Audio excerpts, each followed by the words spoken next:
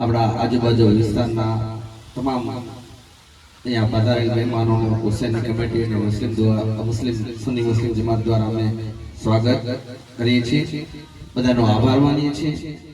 અને હમેજીની વાત આપણે કરીએ તો આપણા બાજુમાં ડાભોડા ગામથી પધારે છે, પણ ગયા વર્ષે નવો ઉત્સાહ આપણો નિશાન ચડાવવાનો જે હતો, જ્યારે આપણા સરપંચ શ્રી કુલદીપસિંહ પ્રેમસિંહ જાડેજા જ્યારે વિજય થયો એ દિવસે એમને બપોરે એમને કીધું હતું કે આજ સાંજે કુલદીપસિંહનો જો વિજય થાય ત્યાર પછી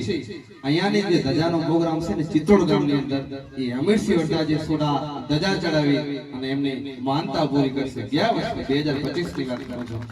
તો 2025 માં જ્યારે આપણે આજ 12 મહિના થઈ ગયા પૂરા, તો 2025 માં જ્યારે ધજા ચડાવી હતી ને મોહરમની શરૂઆત, એ ધજાનો દાતા અને ધજાના મેન મુખ્ય દાતા હતા આપણા કુલદીપસિંહ બાપુ અને અમેજી બાપુ, અમને બંને સાથે મળી અને આ નિશાન ચડાવ્યું હતું ગયા વર્ષે, અને હમણાં બધા વિડીયા પણ જોયા હશે। તો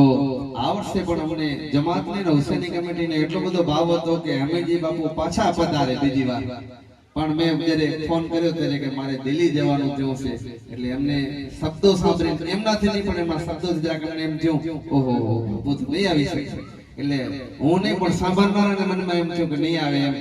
પણ અમે બધા એવી અપેક્ષા રાખી ભગવાનને અલ્લાહ પાસે કે કદાચ કેન્સલ થાય તો અને બાપુ અહીંયા પધારે, એમનો કિંમતી સમયમાંથી 10-15 મિનિટ કાઢીને અહીંયા આવે તો અમને બહુ ઉમંગ અને આનંદ થાય। એટલે અચાનક પાછું કેન્સલ થયું અમે જવાનું, આજે ખબર પડી એટલે મેં તરત કોલ કર્યો, બાપુ અમે કીધું અમારી આશા હતી પૂરી થઈ રહી છે એવું લાગ્યું, તમે કેન્સલ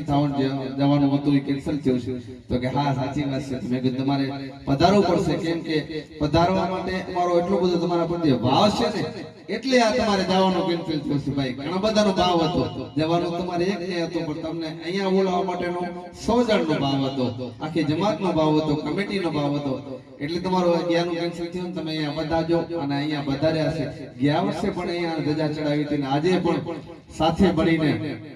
આપણા હમીરજી બાપુ અને આ વર્ષના વિજય થયેલા આપણા ચિત્તોડ સીટના ઉમેદવાર ધારાભાઈ ભરવાડ, એમના પણ ધજાના દાતા ઈ છે, એટલે એ પણ સાથે મળીને કુલદીપસિંહને ધજા ચડાવશે। જે આજનો આપણો પ્રોગ્રામ મુખ્ય પ્રોગ્રામ જે ધજા ચડાવવાનો છે, નિશાન ચડાવવાનો, એ એમના હસ્તે આપણે નિશાન ચડાવશું, એના માટે આપણે બધા અહીંયા સાથે મળ્યા છે, બધા ભેગા થયા છે। આપણો મુખ્ય પ્રોગ્રામ એ ધજાનો છે, તો એ ટૂંક સમયમાં આપણે આપણા પ્રોગ્રામ શરૂઆત ધજાનો કરશું। એના પહેલા થોડી વાર આપણે અમેજી બાપુને સાંભળશું, તે પછી આપણે ધજા ચડાવી અને પછી બેસવાનું છે, પ્રસાદીનો પ્રોગ્રામ છે,